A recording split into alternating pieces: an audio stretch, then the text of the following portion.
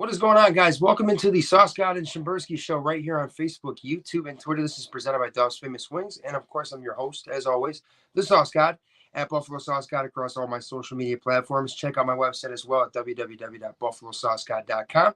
I'm joined here with my co-host, Mr. Mike Shimburski. How you doing, Mike? I'm doing great. We got a lot to talk about in this show. It's much more positive vibes than last week, I think. But there's still some things that happen around the league that I would like to talk about that aren't the Bills, and I think we're going to dive right into it today.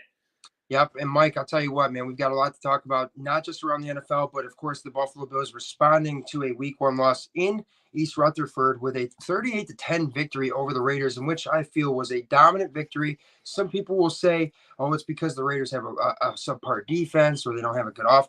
All that does not matter. The only thing that matters is that we got the win. We've got a lot to discuss. Josh Allen's performance, Josh Jacobs' performance, all that and much more. So if you're just now tuning in, do us a favor. Hit that like and share. Join us here in the comments. It's the Sauce God and Shimburski Show.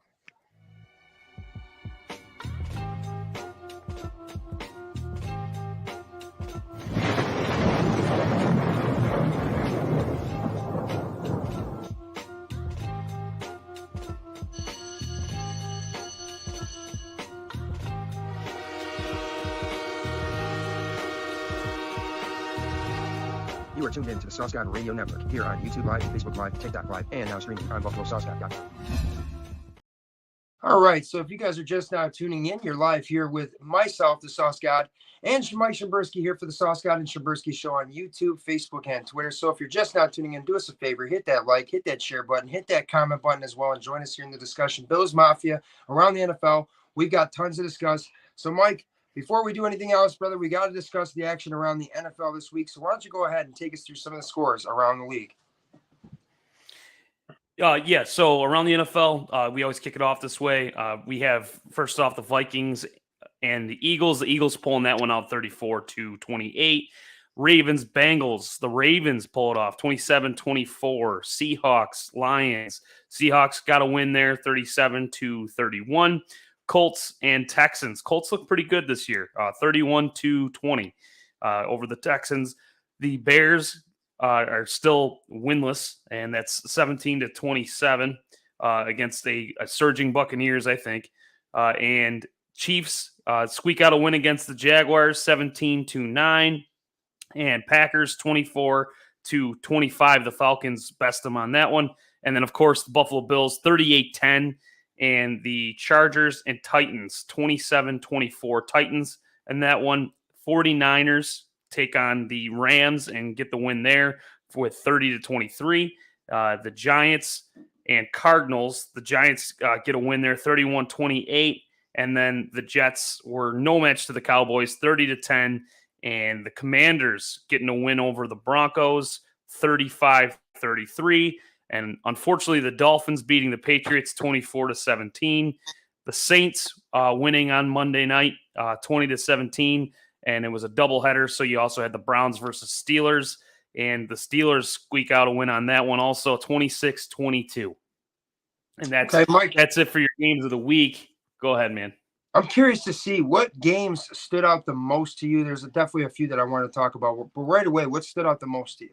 I think, and some of this isn't going to be close scores, and a lot of it might be probably because I'm paying way too much attention to the Bills division. But the Jets and Cowboys game stood out to me really big because of how bad the Jets played.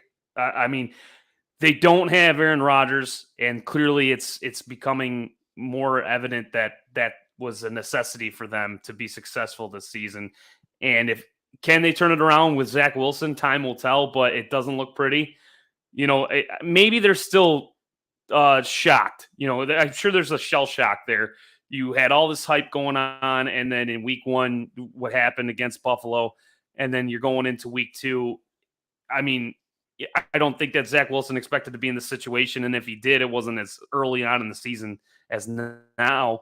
And they don't really have a great offensive line. He's mobile, and that's fine, but they're going to have to figure out a much better game plan or, make a trade, do something at that quarterback position. Otherwise, their defense can't do it all, and it showed against the Dallas Cowboys.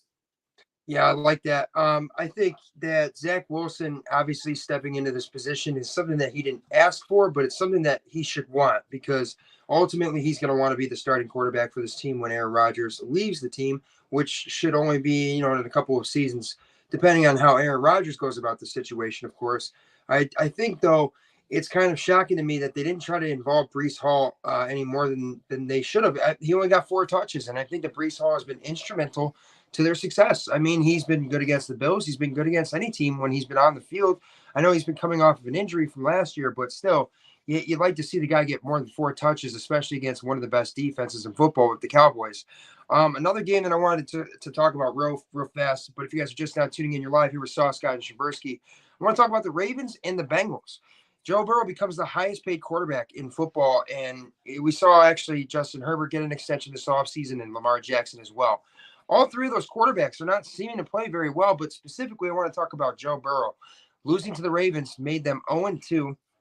And last week, Joe Burrow didn't particularly play well. I'm sorry, in week 1, he didn't play very well, but this week as well, he didn't play that great either. I mean, a little bit better, sure, but Mike, what do you think of Joe Burrow? Is this something to do with being paid? Or is this something to do with his calf injury? What do you think? I think with Joe Burrow right now is they started slow last season also. I don't know much if I mean it could be part of that as far as the injury goes, but maybe too you become the highest paid quarterback in football, and the expectations are high. And I've seen this before. I think we all have. That can really build up and cause some players to maybe cave a little bit under that pressure. I'm not calling it a wash yet because I just almost feel like it would be way too early of a sample size to just say the Bengals aren't going to put it together when it matters. But right now, in the first 2 weeks that I've seen from them, they're coming out flat. It doesn't seem like the chemistry is there like it was a season ago. But this is a big example of like what can happen when you ride high one season and you come back into it the next. Even with this, it could be relatively the same team. You can almost have like a little bit of a hangover. Maybe they feel like that season got stolen from them a little bit. They put out a great showing against Buffalo, beat them in the playoffs. They think they have a good feeling they're going to the Super Bowl, and then that season gets cut short by the Chiefs, and they go on to win the Super Bowl. And maybe there's a little bit of a hangover happening here, and it's going to take them a minute just to kind of get their wheels turning. I don't expect this offense to be this dormant all season long by any means. I think they have too much talent on that roster. But it does start with Joe Burrow and the offensive line. They got to protect him, and he's just got to come along in the NFL than all the. I do think he's one guy we're going to pay attention to all season to see if that money was even worth giving him if he can't turn it around. I like that. So, Mike, another one that I want to talk about is something that I think is very surprising. The Buccaneers are 2-0. What do you make of that? Is that Baker Mayfield? Is that just because of a weak division? What do you think of the Buccaneers 2-0 start? Yeah, those are good questions because what I think is that this was a great landing spot for Baker Mayfield, but it is a weak division. But because if you look back at it, they didn't have to have that great of a record to make the playoffs the past couple seasons. But with Baker Mayfield going there, like I said, I think that's a great landing spot for him. He's got talent around him. He has good receivers. That defense plays solid. They're almost better than pretty much all the teams in their division, in my opinion. They're more suited to compete with even on teams in the AFC. They have good talent on both sides of the ball, and it's showing with a 2-0 start.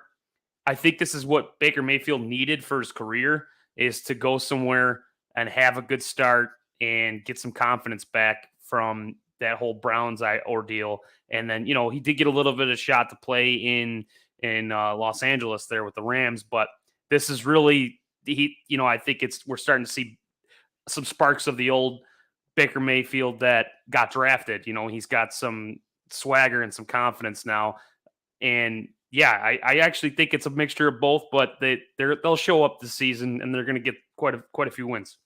I like that because I think that Baker Mayfield definitely was in my opinion, Mike, he was in unfortunate circumstances with, how everything went down with Cleveland, number one, because I thought that Cleveland obviously is not exactly the most ideal situation for a guy to grow and develop with, with the amount of the lack of success that they've had, right?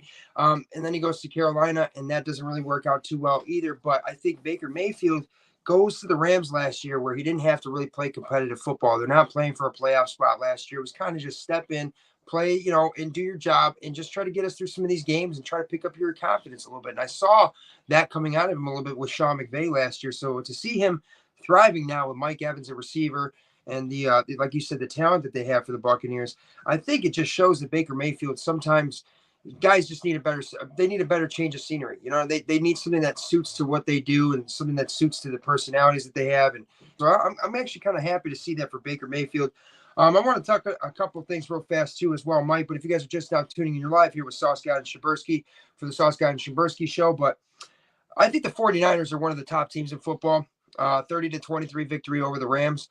I think the Cowboys are for real too. I think the Cowboys with their defense and the playmakers that they have on offense is really a good formula for success. The Dolphins over the Patriots, that's one that I want to talk about as well. So the Dolphins beat the Patriots 24-17, Mike. Man, I'll tell you what, this was a game obviously we were looking at very heavily because this had, divisional implications.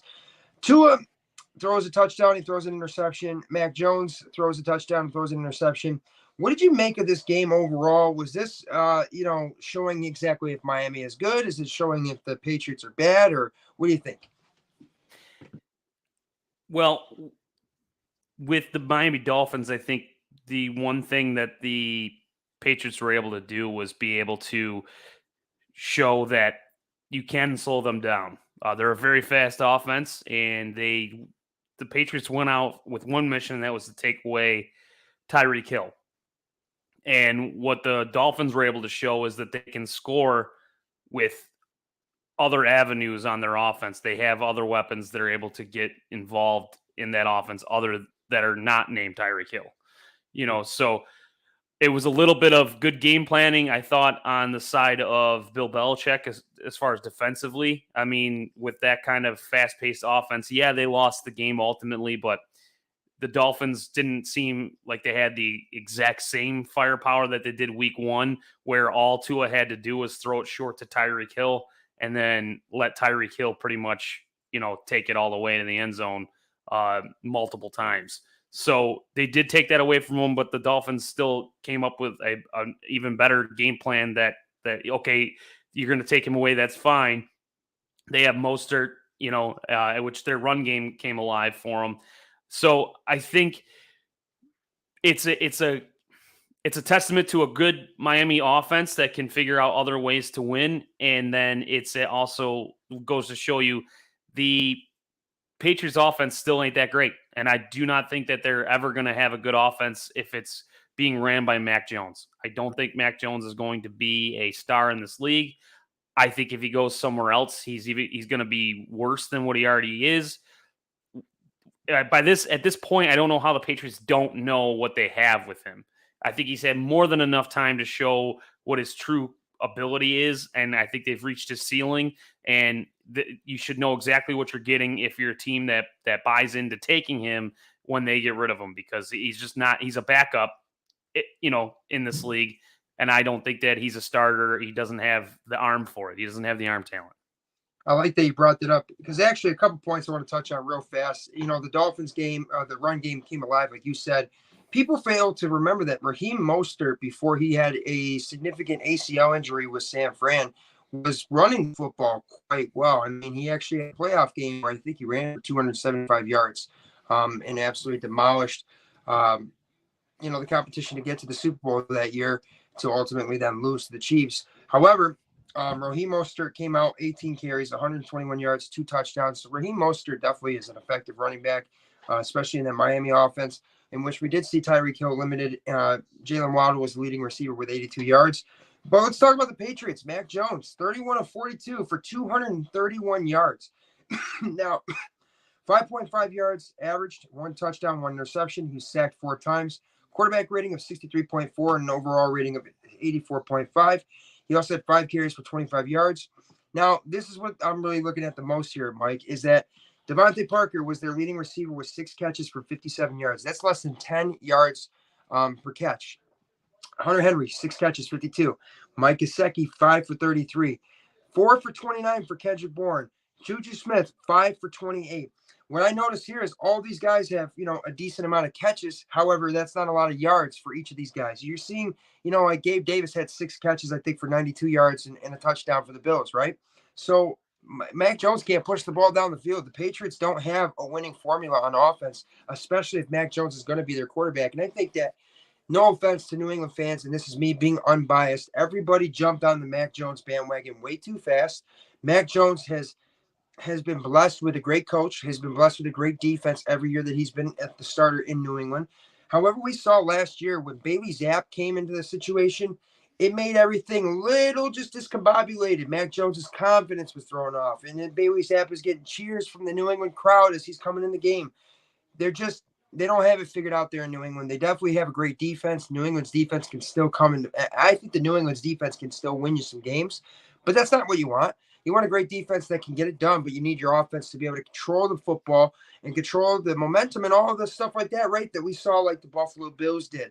So I think, Mike, that's a great opportunity for us to transition here out of the Around the NFL and head into the Bills talk. But if you guys are just now tuning in here, you're live here in the Sauce God Shimburski Show on Facebook, YouTube, and Twitter with myself, the Sauce God at Buffalo Sauce God, across my social medias, as well as joined here with my co-host, Mr. Mike Shimburski, the quarterback expert himself. So, speaking of quarterbacks, Mike, let's go right into it. The Buffalo Bills capped off a Week 2 victory in their home opener, 38-10 over the Las Vegas Raiders.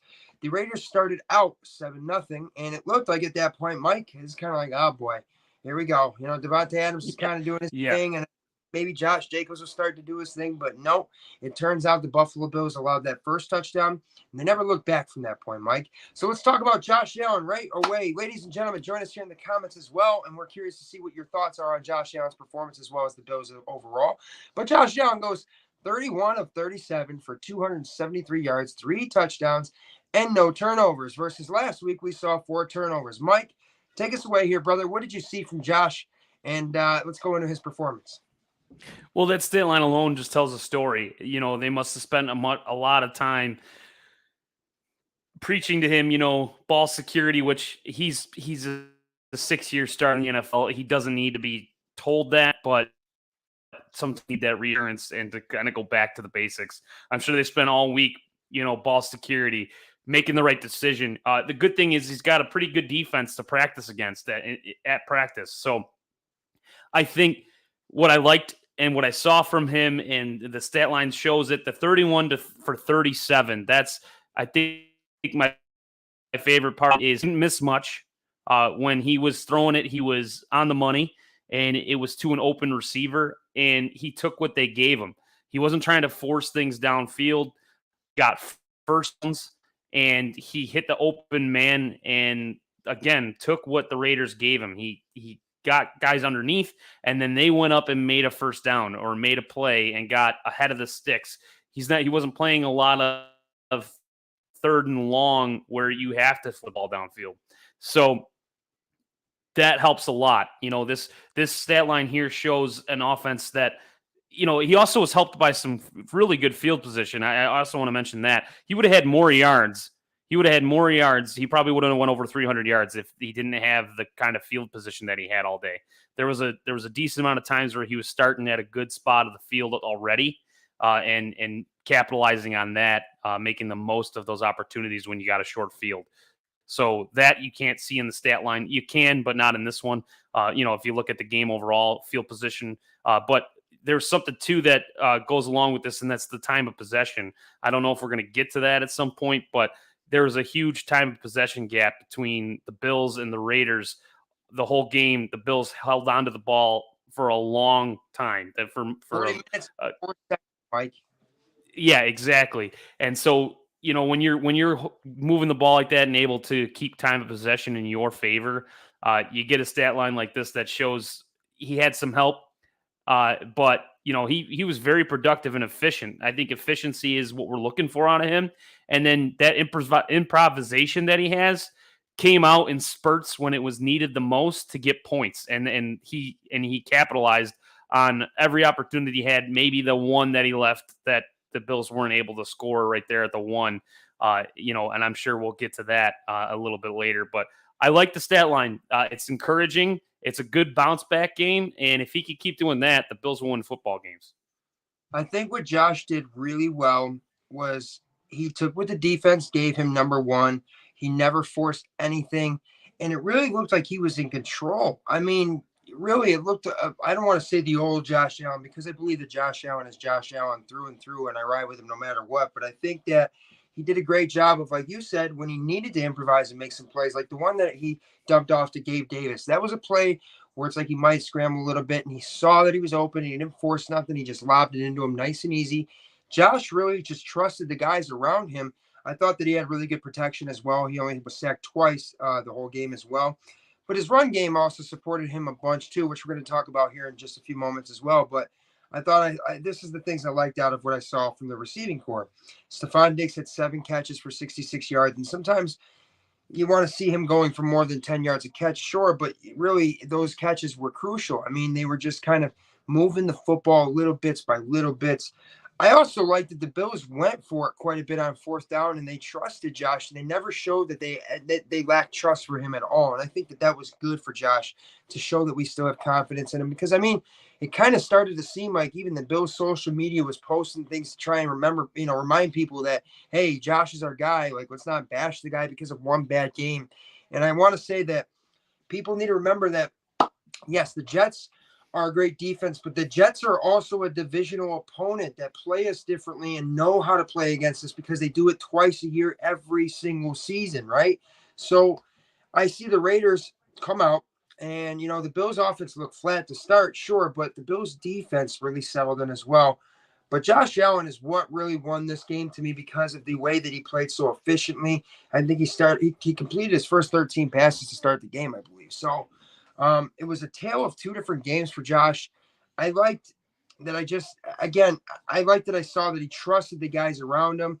And I think that Ken Dorsey did a great job of play calling, because I think we set up the run really well, Mike, and we never deterred away from it. We didn't try to use that to just set up the pass and just kind of force Josh Allen down everybody's throats. I mean, really, Josh Allen did what he was asked to do, and then some, sure, but I think that we got a lot of playmaking out of all the other guys around us as well. So I think that's going to be a great opportunity here to transition to our good offense or bad defense by the Raiders here in this segment.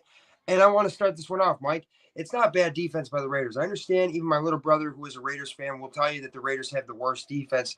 Okay, Max Crosby is one of the best pass rushers in football. I think we can all agree on that, right? And Max Crosby was ineffective the whole time Spencer Brown took him out of the game. And it never seemed like he was able to make any sort of difference for the Raiders. And I've seen that Raiders defense definitely have some elite playmaking abilities at times. Sure, they might have been without Chandler Jones as well, with all the situation that he's got going on with current owner Mark Davis. But I think I want to talk about the good that we did, and that's right away. James Cook, 17 carries for 123 yards, no touchdowns, sure, but that's a 7.2 yards per carry average, meaning if he's going to pick the ball every 2 carries, he's going to run for a first down and then some. He's going to be halfway to the next one. Damian Harris, 7 carries for 33 yards and a touchdown. I like that as well, because even he was effective downhill, and he provided his role for this offense really well as well, I think, Mike. Latavius Murray, 6 carries for 22 yards and a touchdown as well. It's good to see that they're involving him. I like that we ran the football between those 3 guys. You got 30 carries between 3 guys, and that's between a backup and then your more backup, right? So the run game looked really good. The receiving core looked fantastic as well, with Gabe Davis, 6 catches for 92 yards and a touchdown. Great performance out of your wide receiver number 2, and that's what you want to see. 7 catches for 66 yards for Stephon Diggs. But how about the rookie getting involved? 5 catches for 43 yards. I told you last week I needed more Dalton Kincaid. Actually, everything that I told you last week, Mike, that we needed more of, we got more James Cook, we got more Gabe Davis, and we got more Dalton Kincaid. Also, James Cook, on top of his 17 carries for 123 yards, added 4 catches for 36 yards, accounting for a total of 159 yards of all-purpose yards from James Cook. So I like that a lot. Now, Mike, Take us into this. Do you think this was a good offensive showing or bad defense or a little bit of both? It, it could be a little bit of both, but you like it. The biggest thing is that it's definitely more better offense than it is bad defense. You can't just stack up that many stats if your offense isn't humming. It could be the worst NFL defense in the NFL. Like it could be the worst NFL defense. It could be the worst team in the league, and still you shouldn't be allowing the other offense to put up that amount of yards and then that amount of points. So the Bills had some turnovers that helped them out, but if the Raiders, you're looking for answers because that was a good offensive shape against high-powered offenses moving forward. You're going to have to figure out how to stop that run because the Bills found success in that early, and they did not let up, and that allowed a lot of other things good to happen for the Bills all day long. And you're going to have to figure out a way to get Crosby more involved in your defense. I think that it goes to the credit of the Buffalo Bills. If you're going to ask me, without trying to be biased, I think that the offense just came in and showed up. You just listed off multiple different people that got that football, and they all have a pretty good stat line. I think one thing that jumps out at me is Stephon Diggs had the least amount of receiving yards on the team, I think, out of all the people that caught the ball. I mean, minus the running backs. I mean, obviously and Dalton Kincaid, but he didn't have the most, is I guess what I'm trying to get at. He did not have the most receiving yards on the team. The number one wideout, they probably had a game plan to take him out of the game, thinking that the Bills couldn't do anything else. But even Khalil Shakir called a very good improvised touchdown that Josh threw almost. It looked like he put some English on that ball. It almost looked like it curved around the defender, and he catches it, dives in the end zone. Great play, yeah. It was that was a fantastic play on both ends because he still got to make the catch. He lands in the end zone. I mean, that was kind of an all day thing. Josh coming up big when he needed to, and different targets all day long. It was not the Stephon Diggs show, and I don't think that Stephon Diggs cared at all. I think he was happy. You get the win when you win 38-10. There's no frowns to be had. There's no reason to be upset. Yeah, Diggs wants the ball, but when we're winning football games, that tends to cure things. And it's not like he didn't see his fair share of action. It's just nice to see that they can rely on some other players to get the job done. And so, therefore, as I said, the Bills' offense, I'm going to go more good offense than bad defense. I like that, Mike. I think it's definitely a case of good offense, way more than it is a case of bad defense. Because, again, the Raiders are 1-1. They did win their first matchup. And they do have some playmakers on that defensive side of the football. But again, I think it's just great to see that Gabe Davis was the leading receiver because I've been an advocate for him for a while now, saying that he could definitely do the job as the number 2 receiver. And it's good to see that he actually was able to step into that role and be very effective. There's just a lot to take away from this whole performance, but I think the offensive line definitely needs a lot of credit here, the way that they were able to help establish the run and protect Josh. And I think that ultimately, if you guys want to say that it's a bad defensive or bad defense, I'm going to give you one stat, which we were just talking about a little bit ago, that's going to deflate that whole thing. 40 minutes time of possession for the Bills offense. If you guys don't understand, there's 60 minutes of football. That means that the Bills offense was on the field for 2/3 of the game. That's ridiculous. I mean, the time of possession was everything. We controlled the field position. We controlled momentum. We never let go of control after that first Davante Adams touchdown. And I knew the Raiders were going to come out and at least, be able to do something a little bit on offense, because they have Davante Adams and they have the rushing champion and Josh Jacobs, right? But no, the Raiders offense was not able to get it going. The Bills defense stood tall. And that's actually going to lead us here into our next segment where I want to talk about the good and the bad from the game. And I want to jump right into the defense. Now, this is something that I actually found very, very shocking, Mike, for how good the defense played, creating 2 interceptions. One of them from Matt Milano, which we know he just completely mossed the dude. And also one from, Terrell Bernard had an interception as well. But the defense had 0 sacks, Mike. Is that alarming to you, or is that just because we were just really great in coverage? No, it's not alarming to me. I think what they were trying to do is get the ball out fast out of Garoppolo's hand, and it worked in the beginning on the very first drive. But one thing that the Bills do well, and it's been under Sean McDermott that I've noticed, is that they like to probe on the first drive. They like to see what you're going to do, get an idea of what your game plan is on offense, and then make some adjustments. The Raiders scored on that first drive, but it was more of a probing drive to begin with. I was upset, but as I look back on it now, they made some changes after that drive, and a lot of it had to do with what Sean McDermott decided to start dialing up on defense. He sent some more pressure on Garoppolo, and it worked because what that caused him to do was make some mistakes with the football, and then try to rush his throws. He was already trying to get it out quick, but then he had pressure, so a lot of his throws were off the mark. They were inaccurate. He missed on quite a few that he probably would have completed if he got his feet set. He was under duress. Just because he didn't get sacked doesn't mean that he wasn't under pressure. That's a stat that doesn't get any sort of enough recognition. There are ways of them tracking it, QB pressures and hurries. But I think the Bills were all over him in a way that they didn't necessarily have to sack him. They had him rushed and off off of his timing and getting in his face. It shows when you're able to get your hands on the football like they did. Rousseau getting in there and getting a hand on that, causing an interception. And then, I don't even think that no one saw the interception from Milano coming where he just mosses the guy.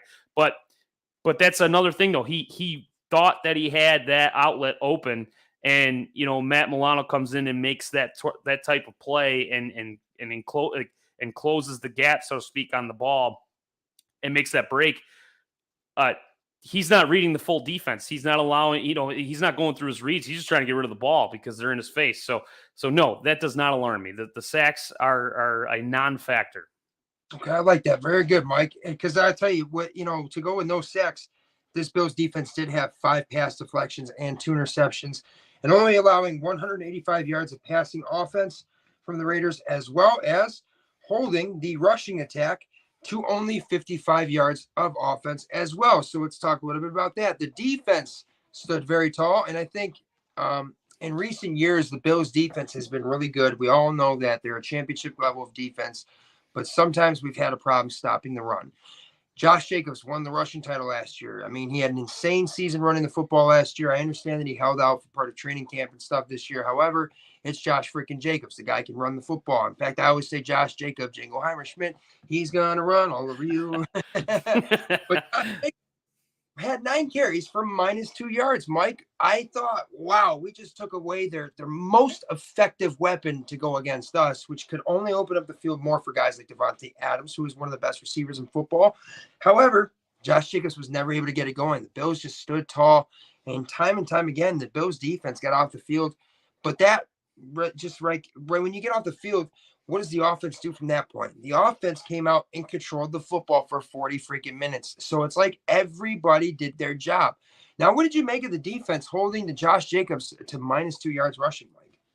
It caused the Raiders to become one-dimensional, and I think that's why you're seeing what you see from the defense, getting all those batted passes and the interceptions and being able to get the ball back to their offense as quickly as they were able to, whether it was through a turnover or 3-out or turnover on downs. They were making it happen, and they're coming out there fresh because their offense has the ball the whole time. So when they're well rested, those guys haven't been out there that much, and when they are, they got fresh legs, so they're able to keep up with the Raiders offense, and they matched up well. This is a good matchup on, it was a good matchup on paper, but it showed when you're playing the right offense and your defense is designed almost to beat them. This is what you get. All they had to do is go in there, make sure that they became one-dimensional, taking away Josh Jacobs, which they accomplished. And then they could key in on Davante Adams. At first, Davante Adams was becoming a nuisance because every time they would throw the ball, the damn guy was open, and he was making the catch. And I was like, he's going to eat us alive. He's going to eat this Bills defense alive if they don't make a change. And once they forced them to have to pass the entire game because the run game just was not there, and then they're playing from behind, they were able to then key in on Devontae Adams, take him out of the game, kind of just put Trey White on him and just, blanket coverage. I think there was a couple times I would see Trey White and a safety just to take him completely out of the play. And that allowed everyone else to kind of one-on-one with everybody. You could play man on the rest of their team, and the Bills defense matched up well. Like I said, when you got guys like Milano and Bernard's starting to get there, I like what I see so far. But when you got a guy like Milano that can cover a running back out of the backfield, that also is huge. So them holding them to the run and causing them to get into the one-dimensional thing just worked into the Bills' favor, and it was obviously a good day out on defense. I like that very much, Mike. Great stuff so far. If you guys are just now tuning in, though, you're live here on the Sauce God and Shimburski Show on Facebook, YouTube, and Twitter Live. Check out the website, www.buffalosauceguy.com, for more content, merchandise. And make sure to check out me and Mike every Wednesday night at 7 p.m. Eastern Standard Time for all of your Bills coverage, as well as NFL coverage and sports coverage, too, because Mike and I will be talking a little bit about everything. So, Mike, so far, great stuff. Let's talk some more about some of the good things and the bad things from this game overall. Khalil Shakir got a touchdown. Dawson Knox had a touchdown. Gabe Davis had a touchdown. The Bills' offense had no turnovers. The Bills' running attack looked solid. Are there any things that you would take away as bad from this game for the Bills? Yeah, I'm going to go with some injuries. I think that Micah Hyde came up with an injury. Floyd hurt his ankle. I mean, you're not going to escape every game with no injuries. Hopefully, those are all just minor, and they'll be back on the field week 3. I don't want them to force anything, though, either. Get healthy if you gotta. And the other thing that I would say is there was times where the offense stalled out. I did not like the first drive where they went 3 and out. That's not a good way to start a game, especially luckily they bounced back. But say they don't, and the Raiders get the ball, and then they march down and they make it 14-0. You are in a deficit already, and it's just the first quarter, and you're playing 2 touchdowns down. You're gonna have to change your whole game plan just to try to.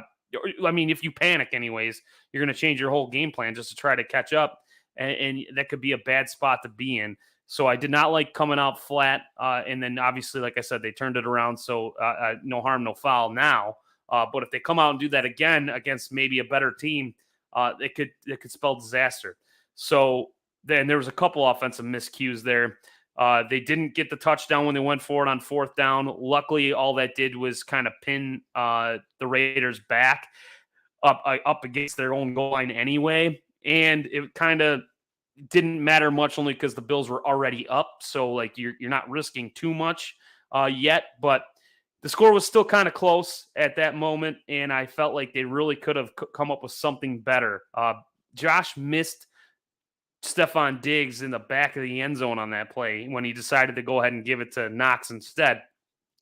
The problem that I have with Dorsey's scheme is that he tends to put receivers – I know what he's trying to do, and he's trying to cause a defender to decide whether he's going to move up on the guy up closer or drop back and try to take away the deeper shot. And in this case, the defender's going to be in the middle. He's going to kind of land somewhere in the middle and just rely on his athleticism to make a play on the ball once it's released, and go with wherever the quarterback decides. In this, when you're dealing with NFL defenses, though, they're so fast. So I feel like he likes to put receivers almost in the same vicinity as each other. And that can become frustrating and maybe almost a little confusing. Maybe, we don't see what Josh sees through his helmet. And I don't really know if he could see Diggs when you got Knox standing there, 2 other defenders, and then Diggs is behind those guys. And if he's got more time to scan the field, he finds Diggs when he breaks a little open behind all those guys. But it's really easy to hindsight's 2020 and look back and be like, oh, Diggs was wide open. Well, we don't know how fast that play developed and how quickly Diggs looked open. So I think that Dorsey needs to get more creative when it comes to where he's placing these receivers on the field. And when you're in the end zone, spread them out. Don't put them all in a bunch next to each other and not allow Josh to kind of scan the end zone on a grander scale, so he can actually look around and there's different spots in the end zone that everyone could be opening. Instead, he's got them all in one spot. I don't like it. I like that very much, Mike. I think overall the only bad things I could take away was there was a Josh Allen interception. However, it was negated by a penalty, so thank God for that. But it just shows you how a couple plays can steer the momentum for the outcome of the entire game. Just if a couple of those plays, like you said, the Raiders could be up 14-0. A couple of those things that don't go our way, we can find ourselves talking about being 0-2. So I think that the best thing I'm going to take away is that we figured out more of our identity. We kind of asserted ourselves to control the game. We took what the defense gave us. We also took away things from the offense on the other side as well. So I think that overall this is just a much better response. It's almost like the timing on the schedule was perfect. It's like a tune-up game, like in college. Adam Sandler talks in longest yard. When you play the shitty teams, you got to have a tune-up game, and that's something that the Bills did. They took advantage of this opportunity, and they made the best of it. Josh Allen looked effective, efficient, looked great. James Cook looked exactly like the running back one that we need. We saw Gabe Davis look like the wide receiver 2 that we need. Stephon Diggs looking like the wide receiver 1 that he is. And Dalton Kincaid looking like a great tight end. Dawson Knox, red zone target. Khalil Shakir making use when he comes in the football game as well. So overall, the good and the bad from the game is the Bills have a dominant victory, 38-10. And it's a good, it's a lot to carry on heading into week 3, which I think is a great opportunity, Mike, to head into our next segment here. If you guys are just now tuning in, though, do us a favor, hit that like and share, and join us here in the comments. It's Sauce God and Shimburski on the Sauce God and Shimburski Show, discussing the Bills' performance against the Raiders. But now we're going to take a look ahead into week 3. Mike, this is something I've been talking about since we got the schedule released. I think that people overlooked Washington a ton. Back when I was doing the sit down for Built in Buffalo, Lance said, I don't understand why you think, they're not a good team. But BS. Washington is 2-0. Sam Howell looks like a really good quarterback, by the way, for his first season starting. He looks efficient. He just finished the victory over the Broncos, 35-33, for 27 for 39 for 299 yards and 2 touchdowns, no turnovers. Here's the other guy that I'm looking at too, Mr. Brian Robinson, running out to many men after he was shot, which I think the dude is an absolute dog because of that, right? But Brian Robinson Jr. comes out 18 carries for 87 yards, 2 touchdowns.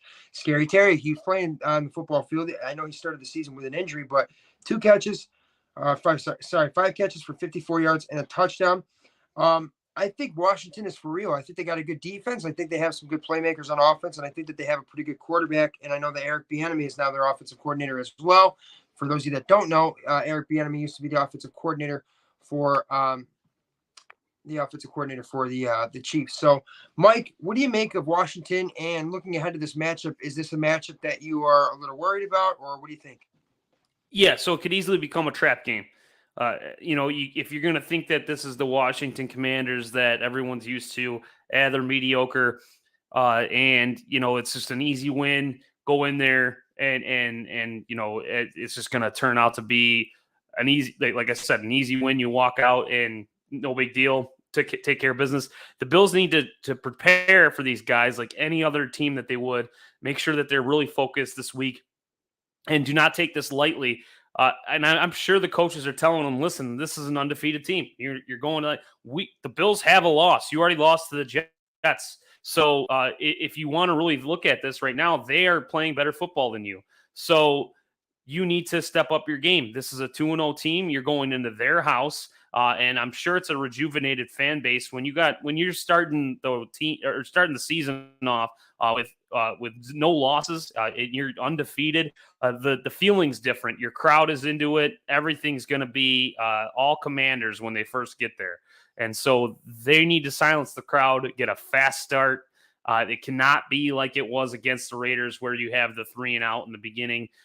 You need to punch them in the mouth early, shut the crowd up, and then take care of business. So, no, I would not want to sleep on these guys. I think Washington is pretty decent this season. So some things I want to highlight real fast. For the Bills injury report right now, these guys are all questionable. Terrell Bernard, Jordan Phillips, Dawson Knox, Micah Hyde, and Leonard Floyd are all questionable as of today, September 20th. For the Commanders, Jartavius Martin, their safety. Logan Thomas, tight end, former tight end for the Bills, former quarterback too for whatever team.